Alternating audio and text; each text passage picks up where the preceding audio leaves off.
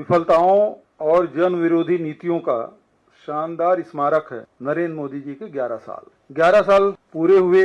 औपचारिक तौर पर तो मैं भी बधाई देता हूँ, शिष्टाचार के नाते बधाई बनता है, लेकिन एक आम आदमी के तरह ही सोचें, एक कांग्रेस के कार्यकर्ता की तरह मैं सोचता हूँ तो वो शिष्टाचार के लायक भी नहीं है।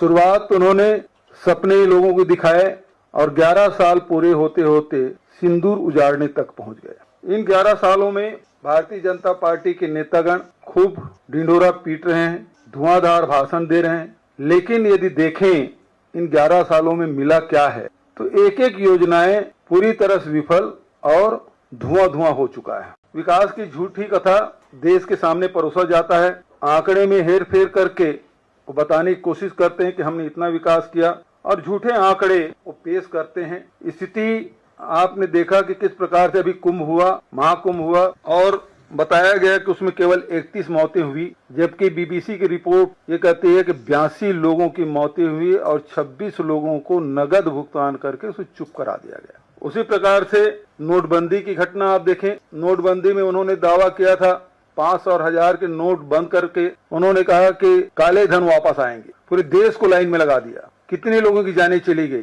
कितने लोग के पास पैसा नहीं था, इलाज के बिना लोगों की मृत्यु हो गई। कितने ऐसे नौजवान हैं जो इंटरव्यू के लिए जाना चाहते थे, जाने के लिए उनके पास पैसे नहीं थे, शादी ब्याह तक के रूप प्रभावित हुआ था और उन्होंने कहा था 50 दिन मांगे थे, जिस चौराहे में मुझे खड़ा कर दीजिएगा। 50 दिन क्या, हजारों दिन बीत गए, लेकिन नोटबंदी का फायदा क्या हुआ किसी को पता नहीं। 99.3% राशि रकम आरबीआई में जमा हो गया। ये दावे खोखले हैं कि काला धन वापस आएगा। उन्होंने ये भी कहा था कि नक्सलवाद और आतंकवाद की कमर टूट जाएगी, लेकिन दावे के विपरीत घटनाएं घट रही है। वैश्विक महामारी कोरोना जब आया तब उसे लड़ने के लिए, कोरोना से लड़ने के लिए न इनके पास दवाई उपलब्ध था, न ऑक्सीजन उपलब्ध था, बल्कि पूरे देश के लोगों को ताली बजाने के लिए, थाली बजाने के लिए, मोमबत्ती जलाने के लिए कहा।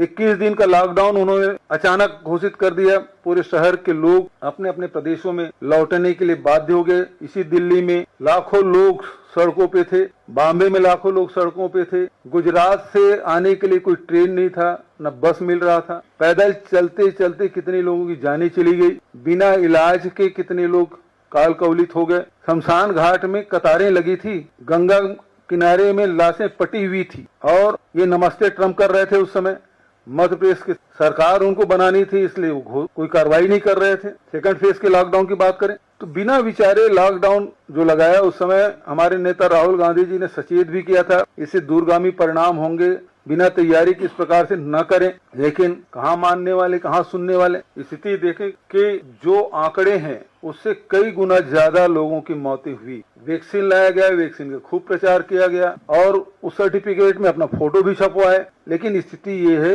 कि पोस्ट कोविड भी लोगों की मौतें हो रही है, उसका कोई अध्ययन नहीं है। जवान लड़के लड़कियां जिम में एक्सरसाइज करते हुए लोगों की मौत हो रही है। शादी के समय फेरे वरमाला डालते डालते लोगों की मौत हो रही है। ये स्थिति पूरे देश में है और अभी भी पोस्ट कोविड की जो समस्या है उससे जूझ रहे हैं, लेकिन उसका कोई निदान नहीं है।